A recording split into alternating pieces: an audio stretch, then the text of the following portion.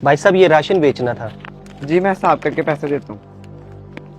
ये तो इमाम मस्जिद हैं, राशन तो इनको मुअज़्ज़ साहब ने दिया था, लेकिन ये राशन बेच क्यों रहे हैं? मैं अभी जाके उनको बताता हूँ। इमाम साहब पर तो लोगों का एतमाद होता है, लेकिन ये अजीब हरकतें कर रहे हैं।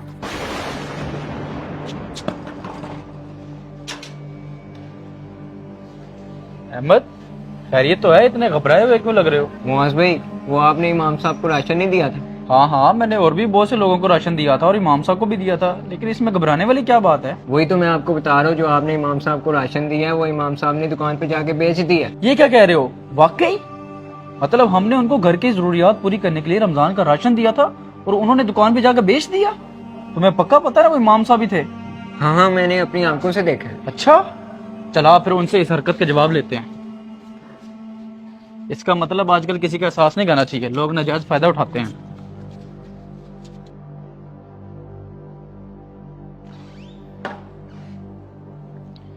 अहमद, जमात हो रही है, पहले नमाज पढ़ लेते हैं, फिर बात करते हैं इनसे।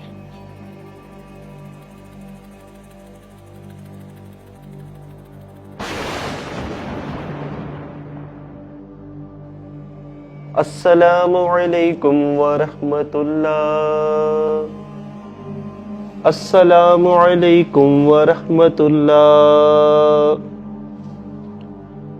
एक मिनट इमाम साहब, दुआ मत करवाइएगा। नमाजी भाइयों, आपको पता है इमाम साहब ने आज क्या किया है? भैया आपने दुआ क्यों रुकवाई है? ऐसा क्या किया इमाम साहब ने? बताता हूँ अभी। मैंने इमाम साहब का एहसास करके इनको रमजान का राशन दिया था और इन्होंने दुकान पे जाके बेच दिया। बताएं इमाम साहब, ऐसा क्यों किया आपने? अगर आपको नहीं चाहिए था तो मुझे मना कर देते, मैं किसी और गरीब को दे देता। भैया आप इमाम साहब पे इल्जाम क्यों लगा रहे हैं? इमाम साहब आप क्यों चुप है? जी भाईजान, ये बिल्कुल ठीक कह रहे हैं। जो इन्होंने राशन मुझे दिया था वो मैंने बेच दिया था। देखा भाइयों, मैंने सही कहा था ना, इन्होंने राशन बेचा है। हाँ जी इमाम साहब, ऐसा क्यों किया आपने? हमने आपका एहसास करके आपको राशन दिया और आपने हमारे एहसास का यही सिला दिया है। आपको ये तो पता चल गया था कि मैंने राशन बेचा है, लेकिन ये वजह जानने की जहमत नहीं आपने की कि मैंने क्यों बेचा। दरअसल आपसे पहले ये भाई मुझे राशन दे गए थे। इनके राशन देने से मेरी जरूरत पूरी हो गई थी। उसके बाद आप भी राशन लेकर आ गए। मेरे भाई, हमारे घर पर गैस का बिल बहुत ज्यादा आ गया था, जो कि मेरे पास पूरा करने की इस्तेताअत नहीं थी। इसलिए जो राशन आपने मुझे दिया था वो तो मेरी मलकियत हो गया था। अब मैं चाहे उसे बेचूं या जो कुछ मर्जी करूं, इसलिए मैंने उसे बेचकर गैस का बिल अदा कर दिया।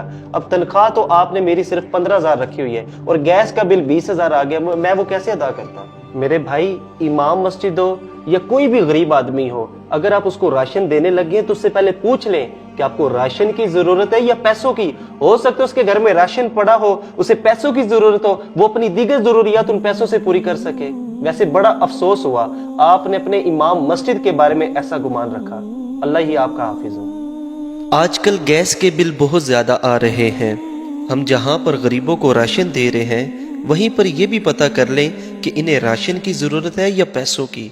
बेहतर मशवरा यही है कि पैसे ही दे दिए जाए ताकि वो अपनी मर्जी से अपनी ज़रूरत पूरी कर सके। और खुदारा दोस्तों, अगर कोई इमाम साहिबान से इस तरह लहजे में बात करता है तो उसे चाहिए कि इमाम का स्टेटस का ख्याल रखते हुए उनसे बात की जाए और ऐसे अंदाज में उनसे हरगिज़ बात ना की जाए। अगर आपको हमारा ये मैसेज पसंद आया, इसे ज़्यादा से ज़्यादा शेयर कीजिए और हमारे पेज दानी भाई को ज़रूर फॉलो कर लीजिए। बहुत शुक्रिया।